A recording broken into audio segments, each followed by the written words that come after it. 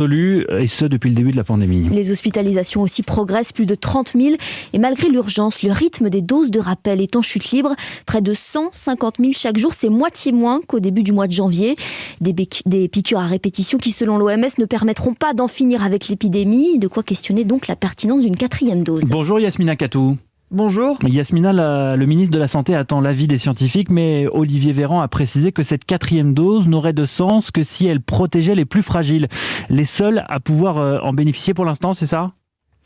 Oui, en France, seules les personnes sévèrement immunodéprimées sont concernées par une 4e dose. Cela représente entre 250 et 300 000 malades, des personnes transplantées, des patients dialysés ou encore des malades sous traitement immunosuppresseur. Leur système immunitaire très fragile ne permet pas de conserver les anticorps produits par la vaccination. Alors pour booster l'immunité, les autorités préconisent d'effectuer la 2e dose de rappel 3 mois après la dernière injection. Pour le reste de la population, une 4e dose n'est pas envisagée pour l'instant, confiait Alain Fischer hier. Le président du Conseil d'orientation de la stratégie vaccinale estime qu'il n'y a pas d'éléments qui incitent à une dose supplémentaire à l'heure actuelle. Alors Yasmina, si la France hésite, en revanche, l'Espagne, le Danemark et Israël ont déjà donné leur feu vert à une 4e dose avec déjà des résultats préliminaires.